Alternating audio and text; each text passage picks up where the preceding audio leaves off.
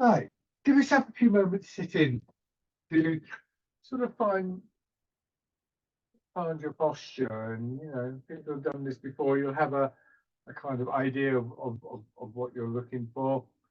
You might want to bring in any of the things that we've done in this class, like just tensing, releasing, using various images, so on and so forth, to help you.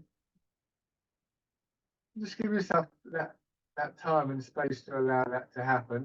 Check your posture. You want your feet below your hips.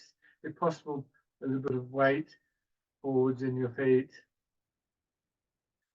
And just note the sort of gradual drop-in, draining away that we start to experience.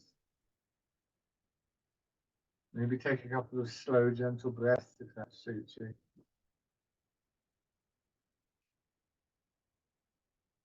And then just rubbing your hands together.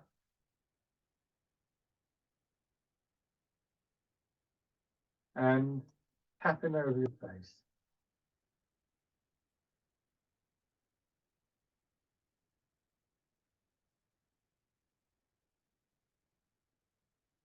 Move your head and neck.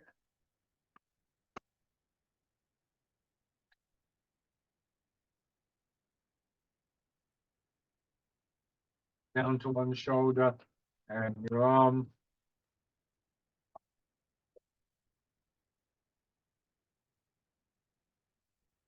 And then on the other side.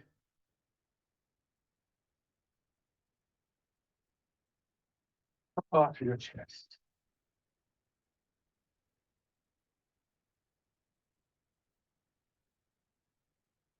And belly. And finally your legs.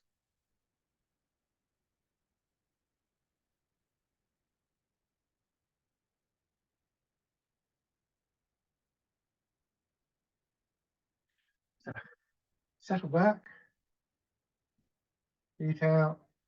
Dropping back into the chair. So one way or another, we begin to realize that this dropping back, this yielding process is, I suppose it's one of the defining characteristics of the whole art.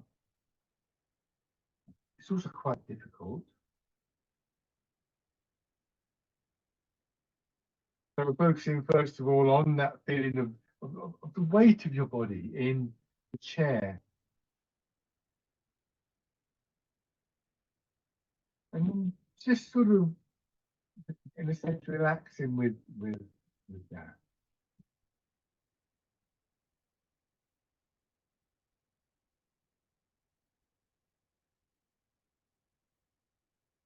Again, maybe just focusing on your breathing, but also just noticing that as you do kind of make friends with gravity, as it were, there are certain changes in our body that some of them will be unique to this posture, but others will be things that we look for in the more upright postures, both seated and standing.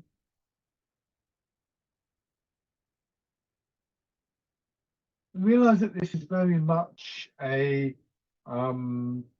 mind-body process, because the other side of this is the way that these sort of stray random thoughts seem to go across and pick us up en route and carry our attention somewhere else.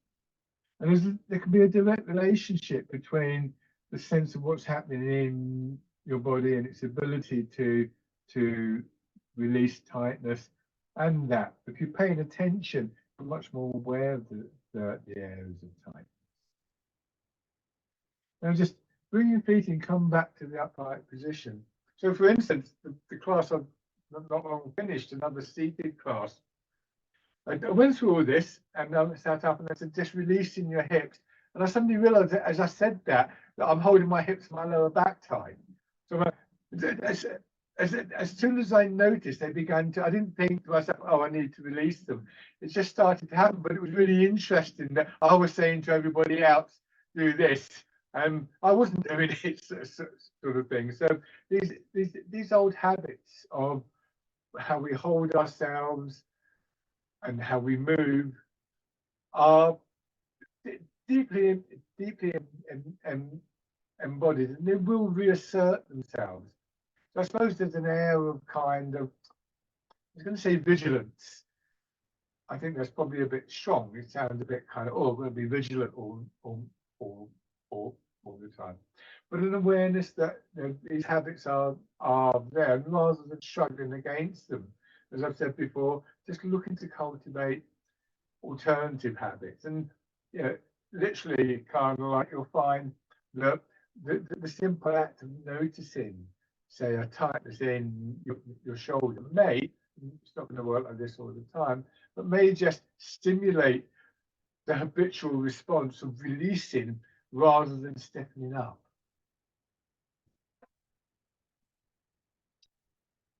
And that carries on into the movement, of course. So just slowly turning your head.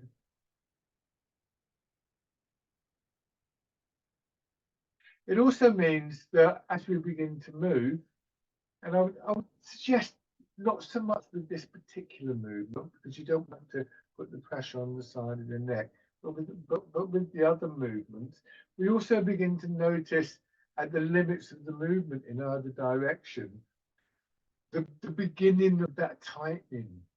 And again, what, you know, ideally our habitual response will be to release that. And so in that way, we do tend to get an extension to our range of movement.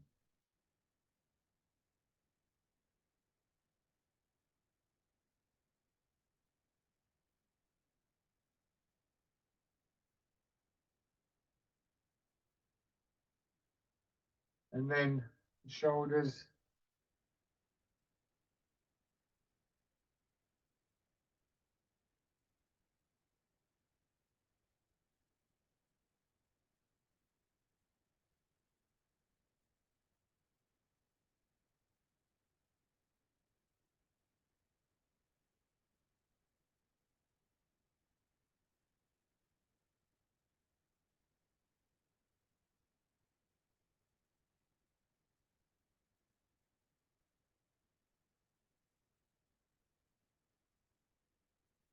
go forwards,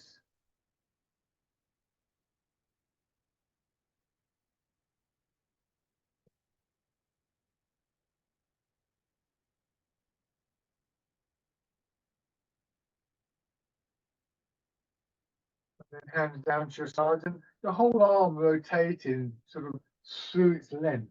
So try not to just do this with your wrists, the whole of the arm rotating from your shoulder.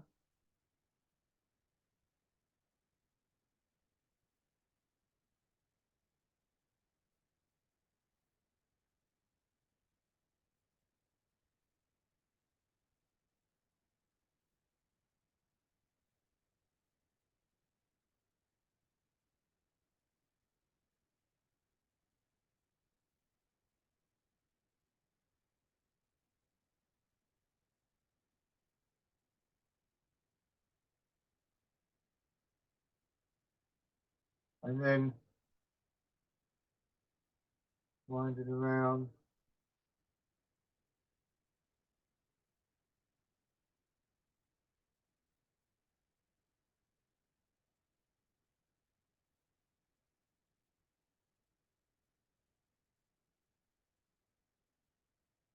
And back the other way.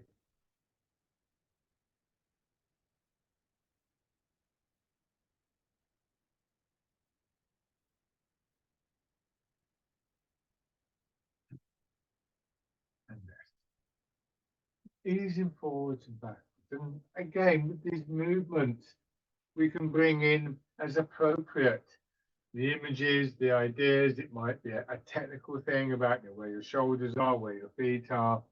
It might be, for instance, that image I've used at times of your spine floating forwards and backwards in your back as your pelvis tilts. A smooth movement.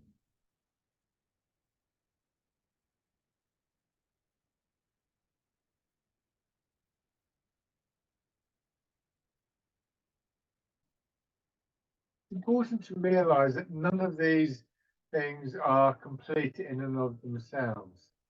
So if you make use of an idea, if you make use of an image, sooner or later, you're going to come to a point you think, well, that doesn't make any sense. It doesn't work in that way, or it doesn't work with that movement, or with that other idea, or something like that. But at that point, you can just let the image go to one side. You don't. They're never going to tell you the whole story, but they can take you part of the way sometimes. And you might want to come back to that image. It's fine. You know, think of a toolbox, or think of a kitchen or something like that, where there's all these different utensils. And if you want to cut some bread, you'd use a bread knife. If you wanted to stir a cup of tea, you'd use a spoon. It doesn't mean that the bread knife is no good. It's just it's not right for that moment. And so with time and practice, we develop a familiarity with these various what we could call tools, and can pick the right tool for the moment.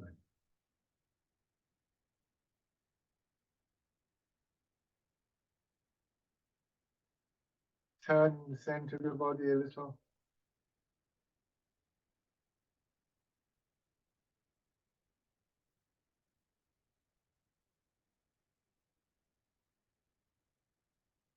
And then moving in your hips and your pelvis, drawing your head and shoulders around.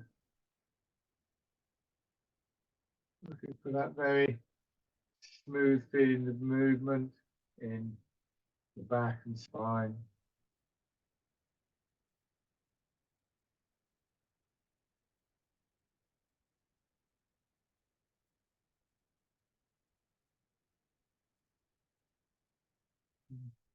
Then the other way.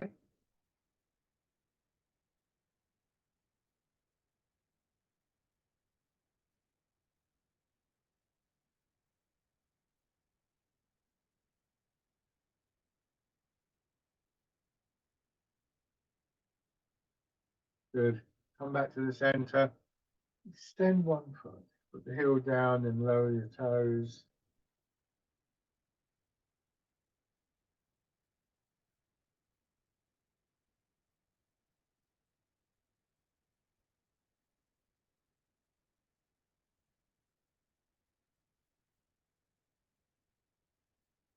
And on the other side.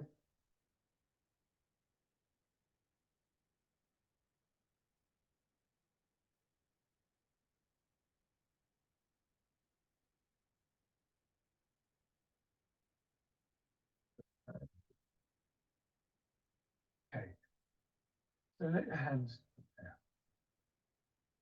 And then tilting forwards and again rotating your arm. So bird folds its wings.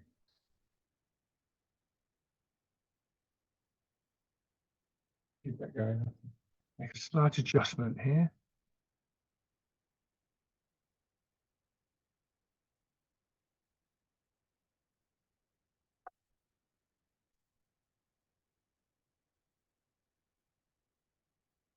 So the main movement here is that movement forwards and backwards in your weight from feet to hips.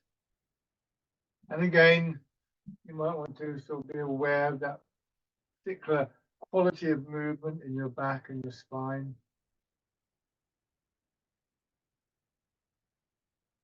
Your arms are simply hanging directly down from your shoulders and rotated. So you get this sort of semicircular curving through your fingertips.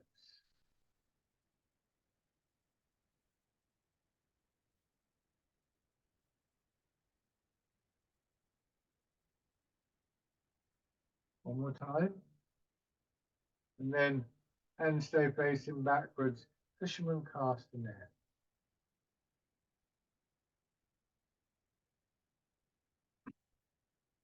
So we want to try and avoid overusing our arms. It's not, I can't do both arms, just carry on with both arms.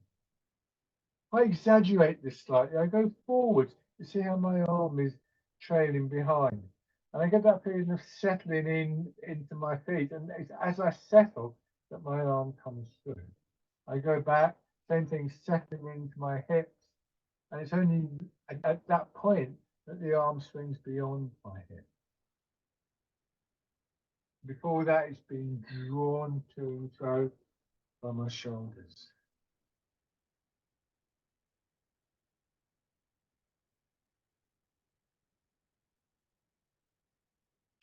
And if that image of your spine floating in your back is a useful one,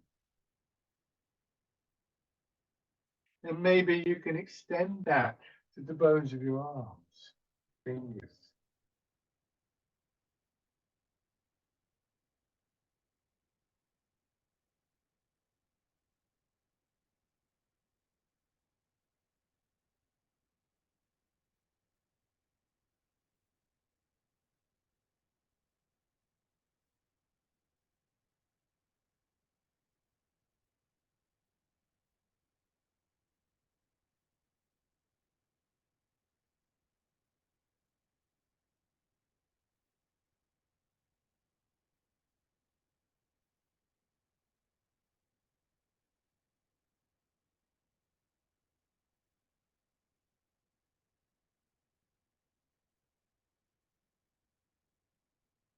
And then imagine the ball behind your arms, and as you sit back this time, drawing your hands over the ball, or if you prefer, rolling the ball in towards yourself.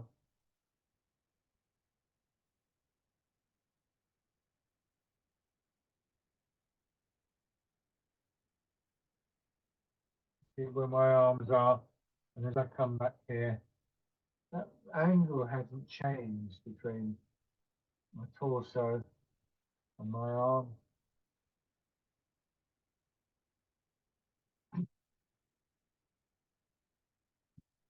And hopefully you can be a little bit more aware of sensations in belly, solar plexus, and chest.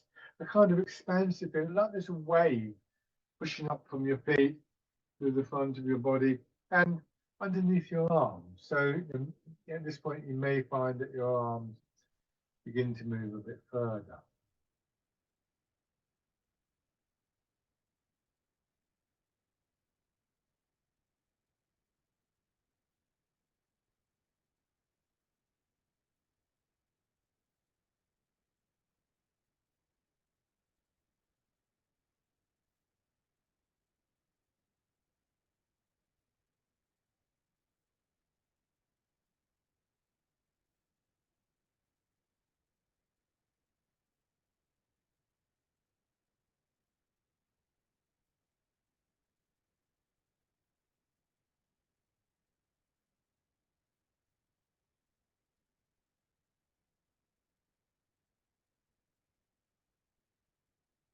And changing this time to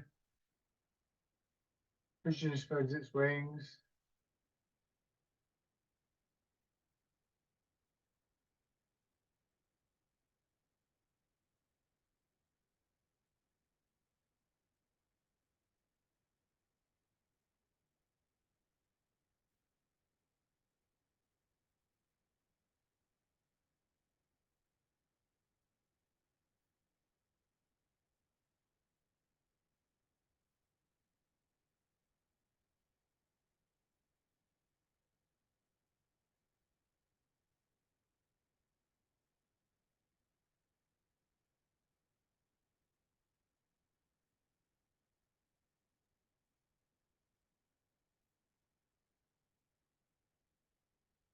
Now, this time, hands here are more or less in line with your hips. As you bring them back, they stay there. Your elbows still go out a little bit, but your hands will stay on that line from your hips.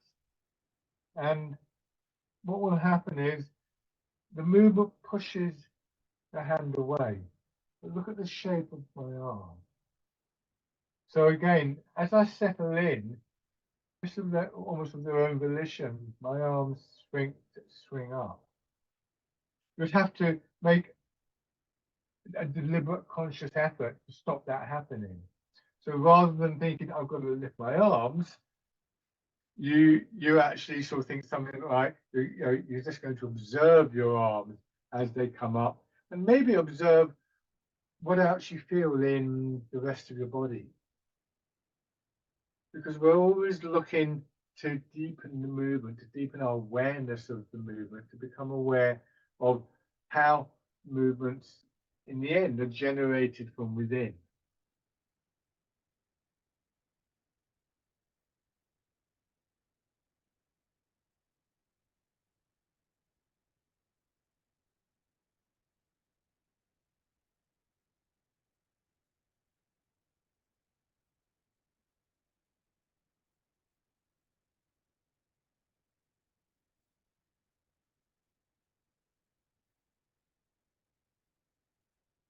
One more time. Changing to punch with both fists. This time, your hands don't go up. So there's two things that can throw this movement out. One is that as your arm moves away, it has a tendency to rise. So you're just trying to keep your arm at one level, let your elbow come in, and then when you come back, the same thing, don't let your elbow go behind your shoulder, and it doesn't go out. So you've got a straight line from shoulder to elbow to wrist to that flat part of your fist.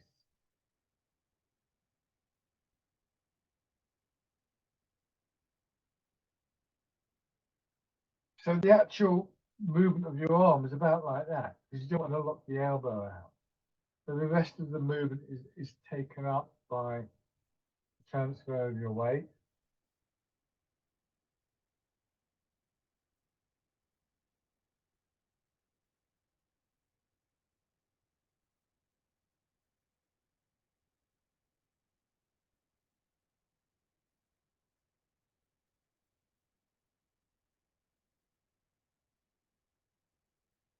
And then turning your hands palm out, winding them around.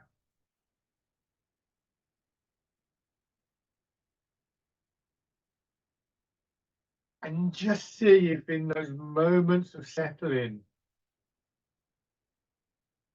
move forwards and backwards, whichever suits you best, maybe both, you're able to get that feeling of release, and particularly in the rear position, also have a sense of what's happening with your posture.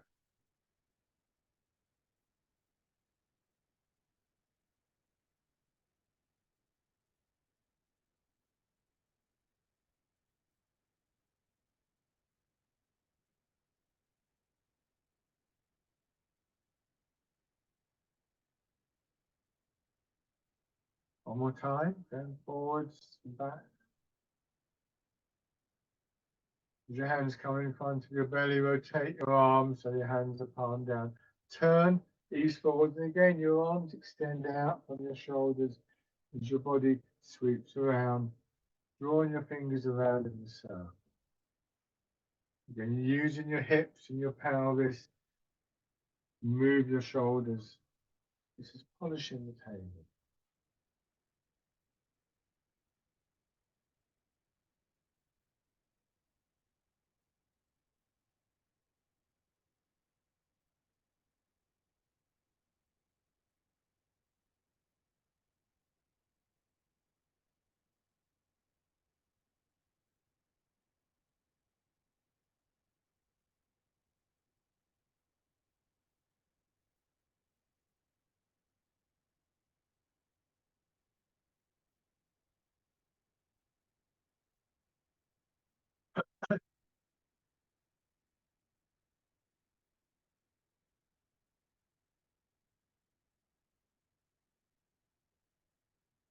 One more time.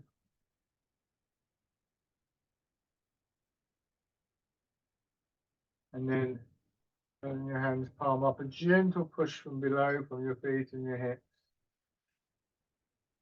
And one of the tricky things I think here is to make sure that there is still a connection between what's happening in our legs and our feet and our arms and our hands. So the intermediary to that is obviously going to be the torso.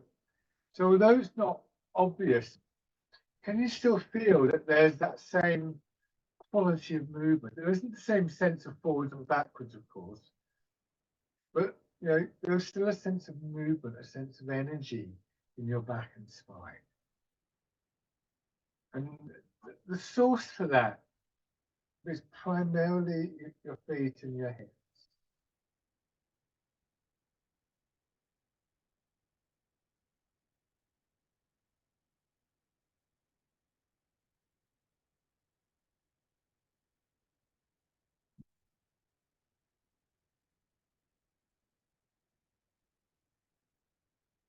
Now, change into the wild goose. Turn your hands out.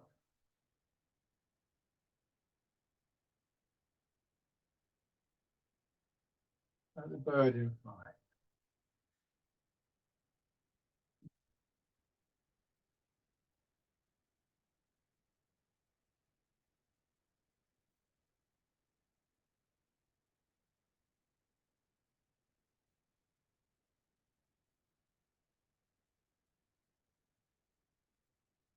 And then part in the clouds.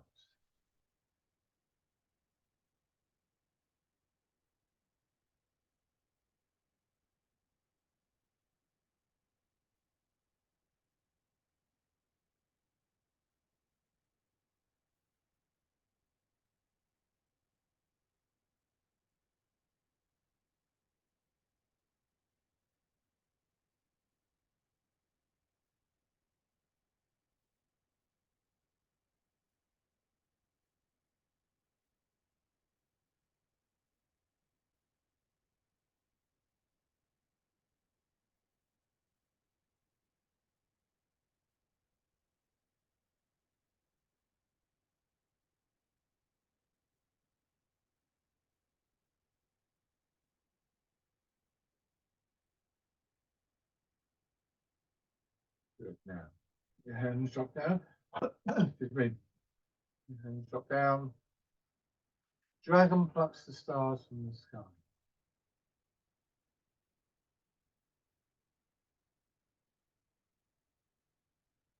So we have these sensations of movement that initially are very much stimulated by the arms moving.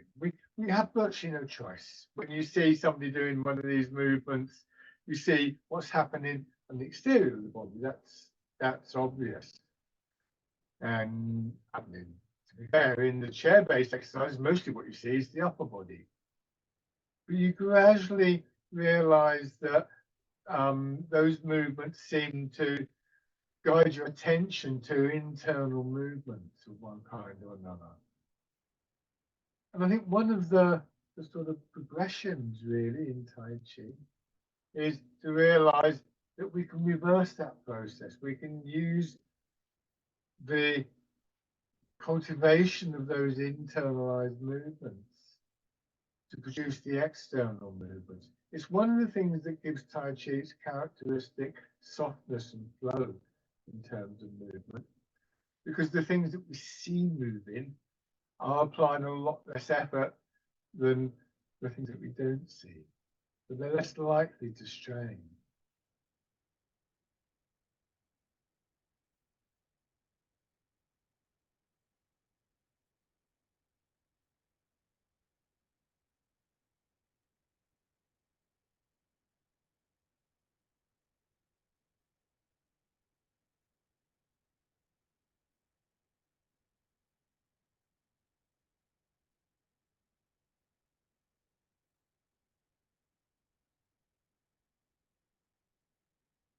So one more after this one.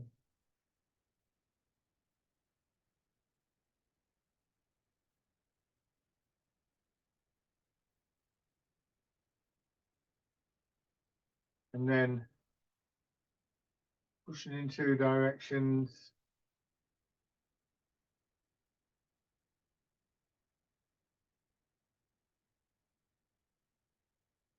Another fairly constant, well, entirely constant thing really here is the rhythm of the movement.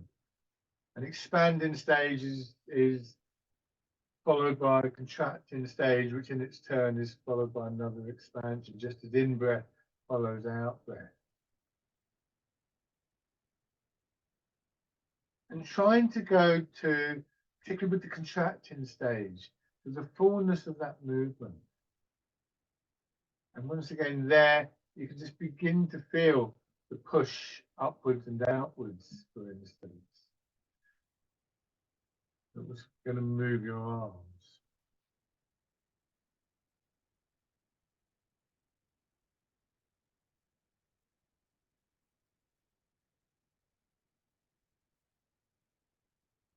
One more round.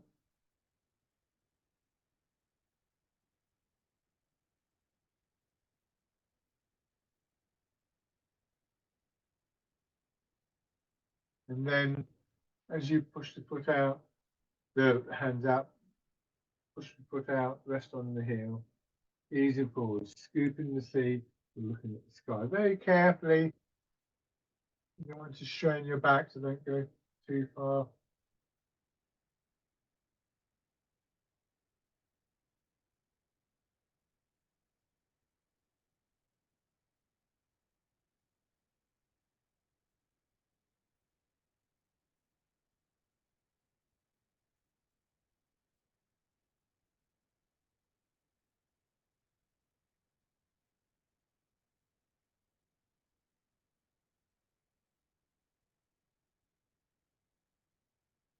And then grasping the tiger.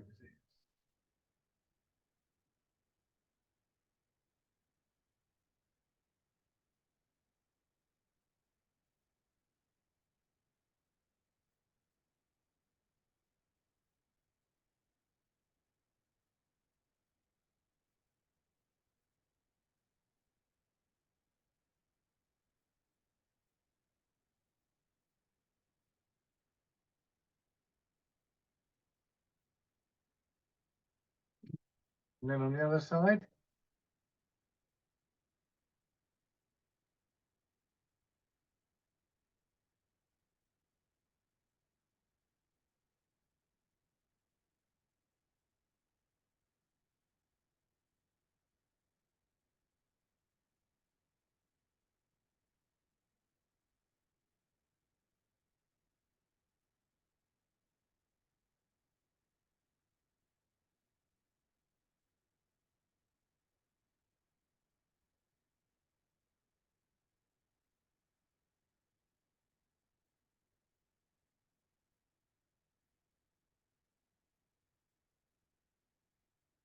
And changing.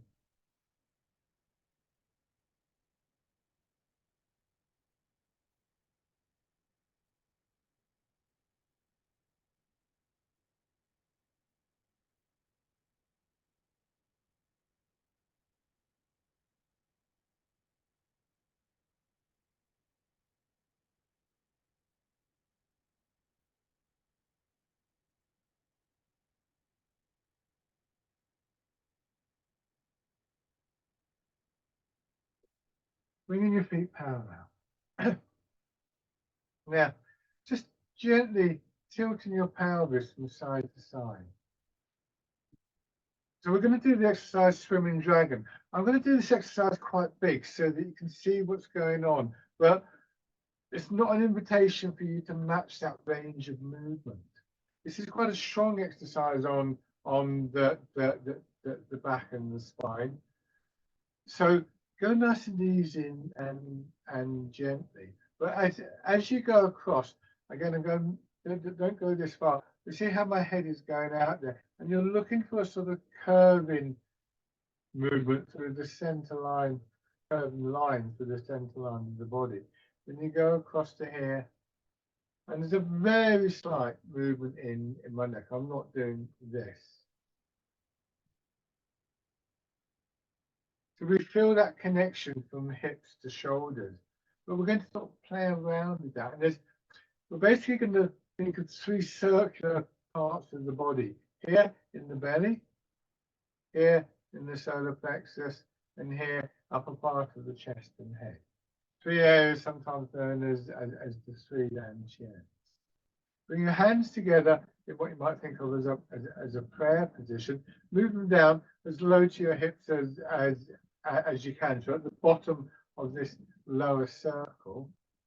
And then Go into your left hip, and as you go into your right hip, send your fingers the opposite way. So now, rather than a straight sort of a simple curve, you've got a kind of slightly bendy feeling through the spine. Again, I am exaggerating this. Bring your hands over as much as possible, keeping them horizontal. Pass them between the belly and the solar plexus, and then across the throat and over the crown of your head. The same thing going down across the throat and then between belly and solar plexus. And back to the beginning, just dropping down slightly. Now the other thing that you may notice, probably can't know if you can see, but again, I'm exaggerating. Can you see how my knees are moving as well? So there, there, and that really is a very exaggerated movement. But I want you to see what's going on. And you can either keep your feet in this position or you bring them together. And there you may feel that kind of movement, that sideways movement in the knees even more. This is the exercise Swimming Dragon. I've mentioned before that the Chinese dragon, I'm going to start making these movements a bit smaller, otherwise I'm going to start to strain something. So the dragon in the Far East really does have this more snake-like quality. I always think of a water snake in this movement, or maybe an eel, the way they swim through the water with that kind of undulating quality.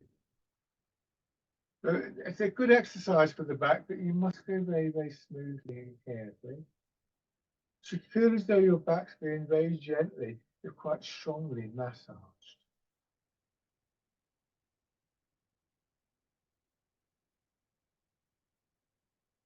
Do one more round in this direction.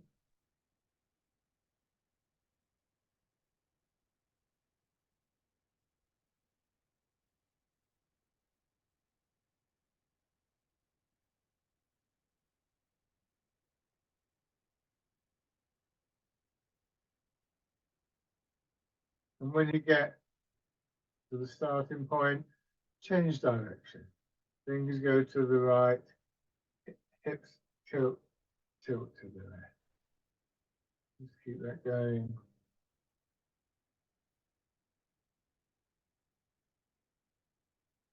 And of course, your back lengthening slightly here as well. Another sort of snake-like quality.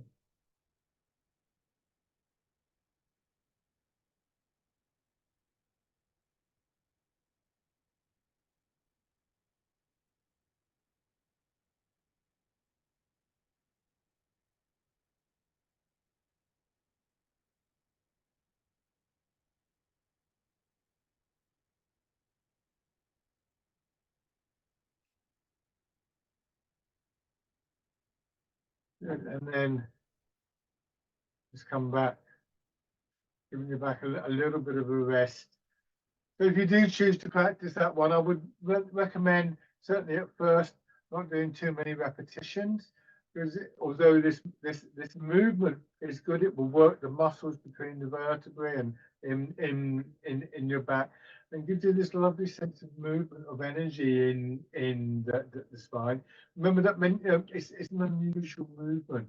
So you don't want to overdo it and start to strain or damage the muscles in any way. Maybe doing 4 or 5 in each direction and then leaving it, giving your back a chance to rest. It does help with the general sense of suppleness in your back, though.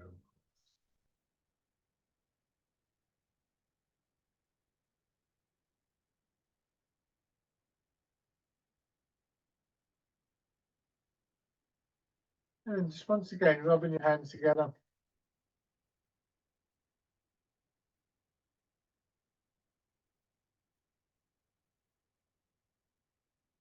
Tapping it over your face.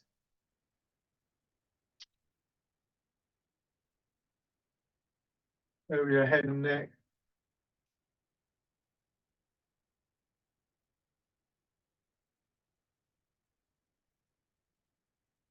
Down to one shoulder, your arm.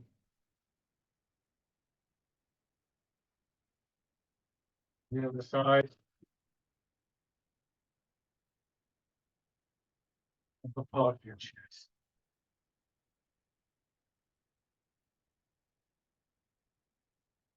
Belly. And your legs.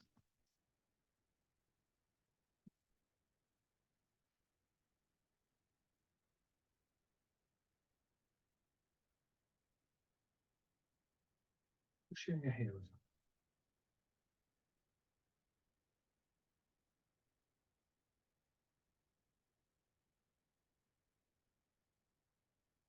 And circling around.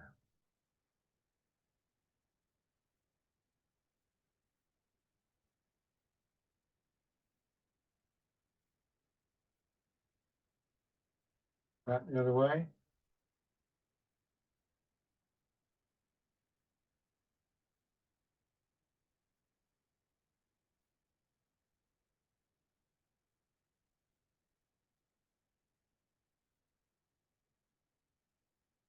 Okay. And then standing.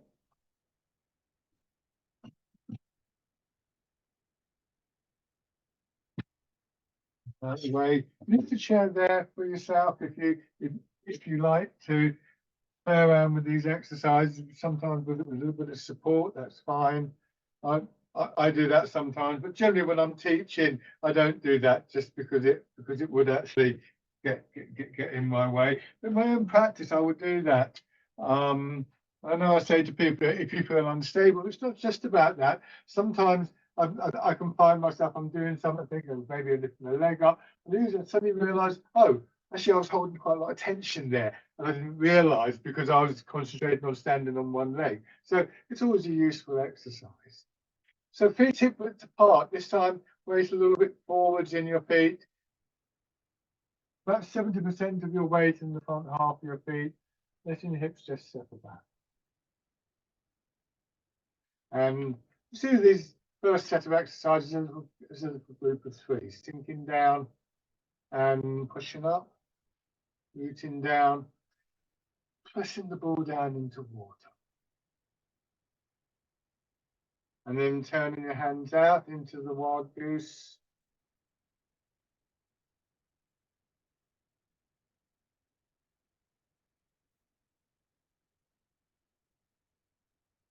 And parting the clouds.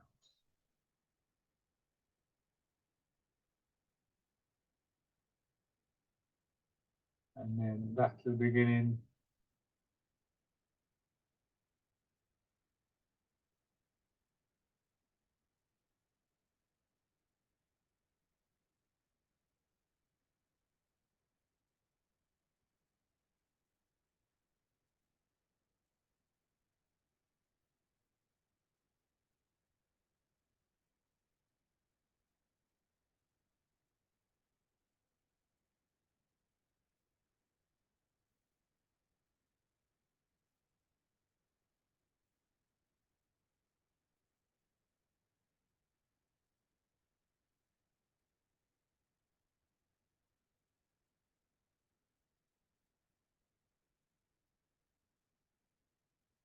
Last time,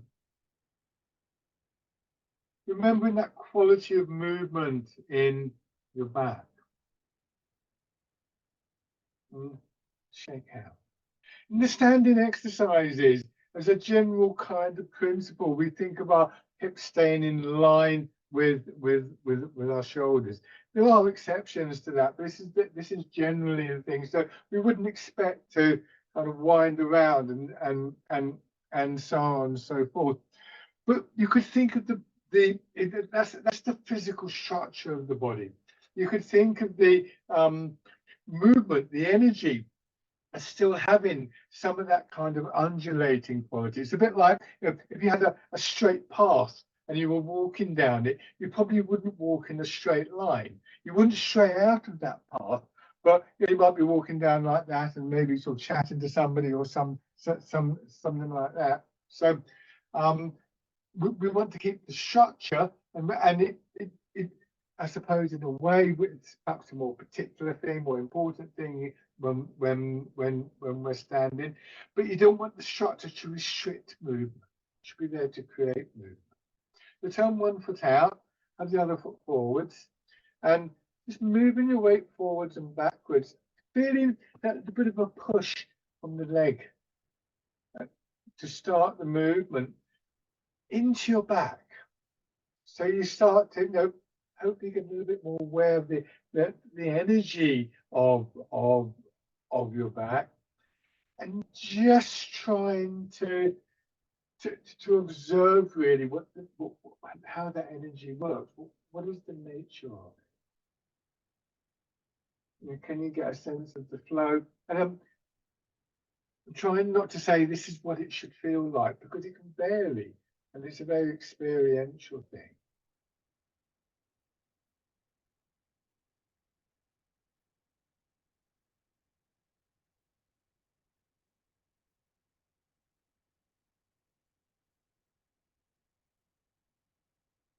Now, trying to keep that awareness, you sink back, you raise your front toes, so more of your weight going down into the back leg. Go forward, let your hips sink, push the back knee forwards, the heel comes up. But yet, we want to maintain that quality in our back and spine. You may well find at this point that you're habitually stiffen up. And this is where this could be quite good, because you've got a little bit of kind of support to play with this idea.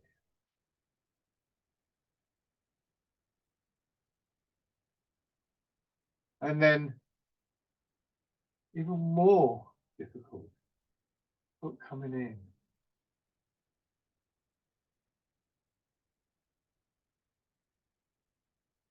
And again, I was teaching a group last night, quite an experienced group, and we were doing an exercise that we'll do in a moment. And somebody just said, "Well, wait until they all had one foot in the air."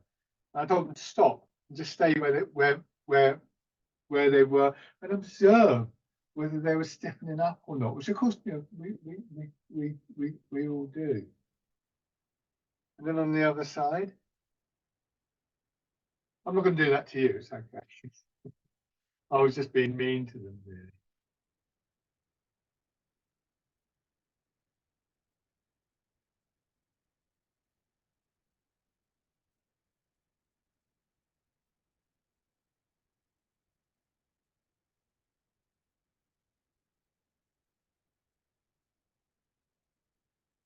And then raising your toes and your heel.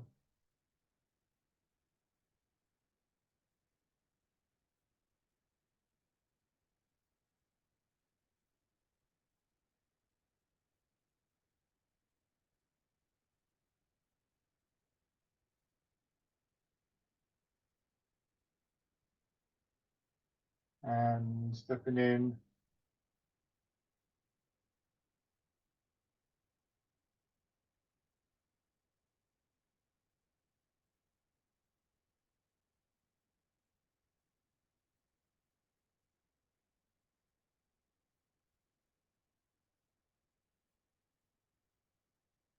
Take a few steps through, either forwards or backwards.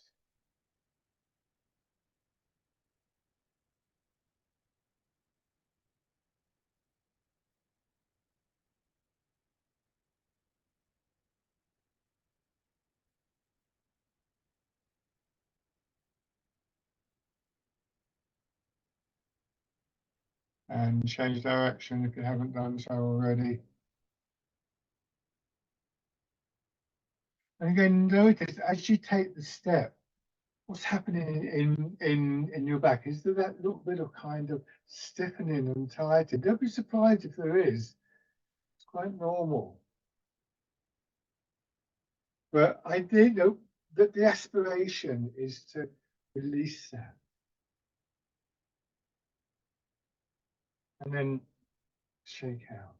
Don't underestimate the difficulty of that. That is quite difficult. Now have your right foot forwards and do the exercise wind blows the willows. You move your weight forwards, and as you arrive in your front leg, you turn to your right and let the arms swing out. Coming back, they drop down, you settle into your rear foot and turn.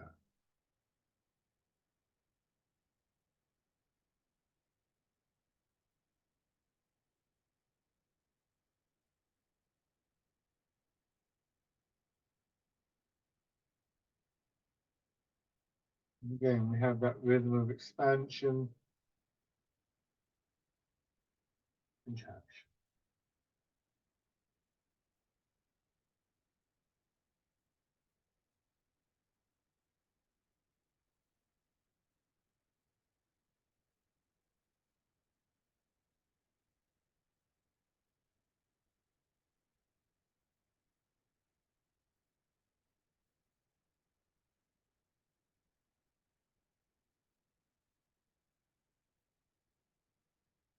More time. Changing over, left foot forwards, moving in to your left, but turning to your right.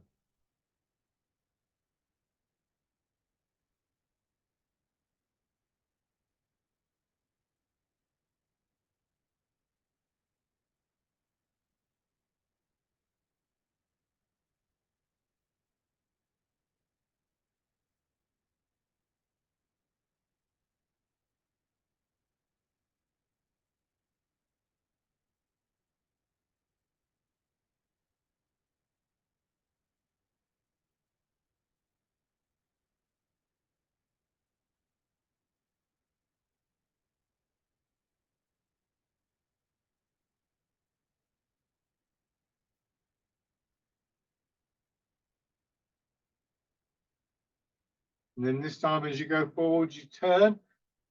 And actually, if you're going back, it'll be the other way around, won't it? But you bring the empty foot in and step forwards. Notice I put my toes down there. And in that moment, I put my toes down. I'm just aware of what's happening in my hips and my pelvis. And if it feels okay, if I can keep everything in line, next time I'll bring my foot up. Dragonfly skin is the one.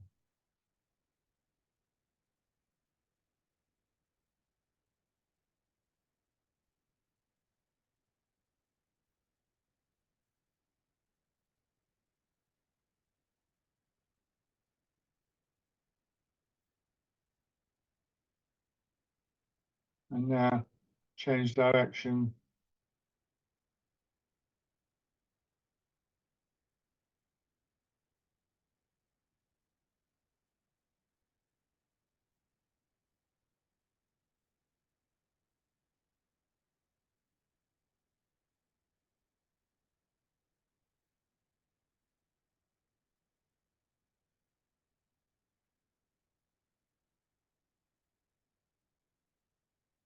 And putting a bit power.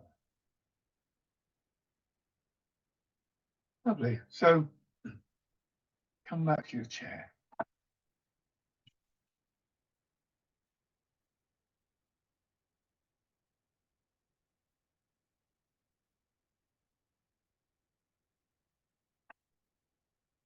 Come back to the sitting position.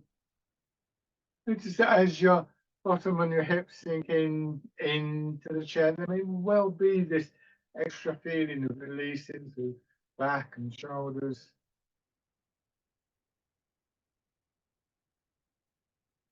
Feeling that your spine in particular is not under strain, but is able to support your upper body, mostly through the combination of the different components.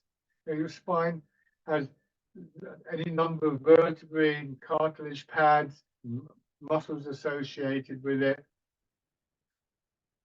And so we don't want to think of our spine as being relaxed, because then it just collapses. But rather that in the way that we're sitting, in the way that we're moving, we're able to engage all of those components to sort of spread the effort, to spread the load.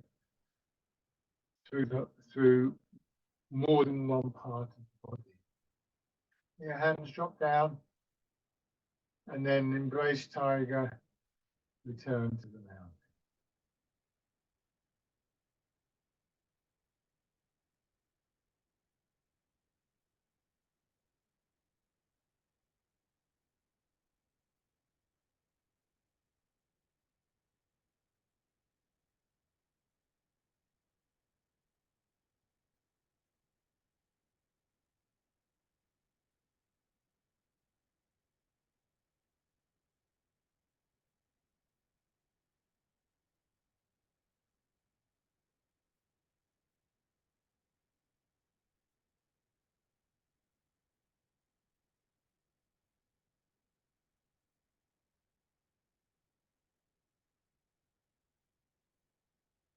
One more time.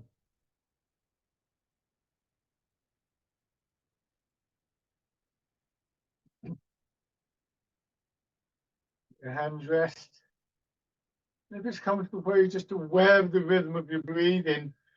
Excuse me. Aware of the rhythm of your breathing. Perhaps even aware that with that movement of your breathing, there's that little bit of movement still, a little bit of energy in your back and your spine.